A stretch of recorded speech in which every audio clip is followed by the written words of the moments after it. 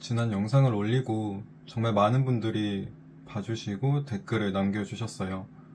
응원해주시는 분들도 많이 있었고, 공감해주시는 분들, 그리고 제 이야기가 위로가 되었다고 말씀해주시는 분들께 진심으로 감사드립니다. 그리고 우려와 걱정을 해주시는 분들 말씀도 보면서 다시는 그런 일이 생기지 않도록 해야겠다라는 다짐을 했습니다. 그리고 오늘은 그 이후 일주일 동안 제가 한 일들, 그런 것들에 대해서 말씀드리려고 해요. 그리고 댓글 중에 있었던 몇 가지 오해에 대해 솔직하게 얘기해 보려고 합니다. 우선 어떤 분들은 이런 말씀을 하셨어요. 선물은 죽을 때까지 못 끊는다. 그렇게 읽고도 또 선물하려고 하냐. 그 말씀을 충분히 이해합니다. 그만큼 많은 분들이 선물 투자로 실패하고 저 역시 결과적으로는 그런 상태가 되었는데요. 하지만 저는 평소에 사실 선물 트레이딩을 즐겨 하지 않았습니다. 정확히 말하면 선물을 단기 투기용으로 쓰지 않고 장기 현물 기반의 투자 방식으로 사용했습니다.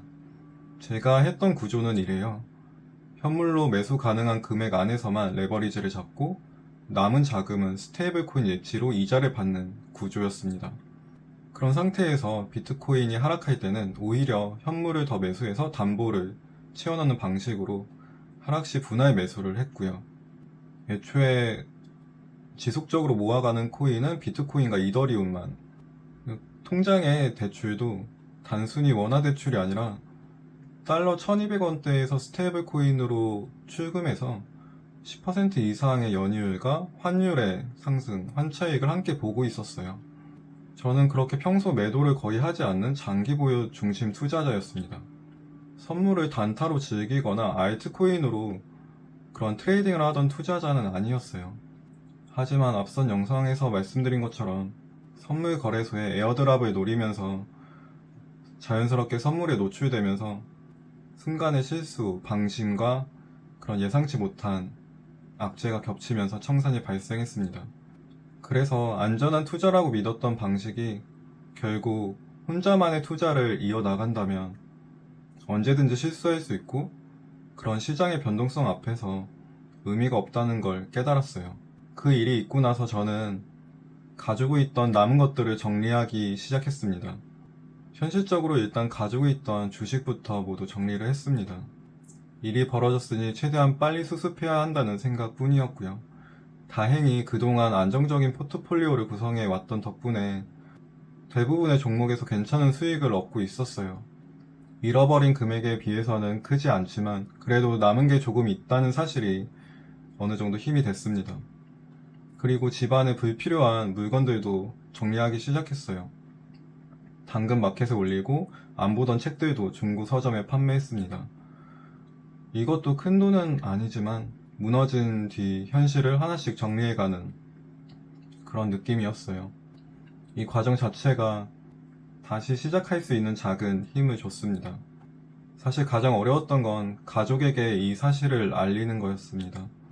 사랑하는 사람에게 그리고 부모님께 모든 걸 잃었다라고 말하는 건 정말 힘들었고요. 그렇지만 이야기했습니다. 많이 울고 많이 혼나고 또 많이 위로받았어요.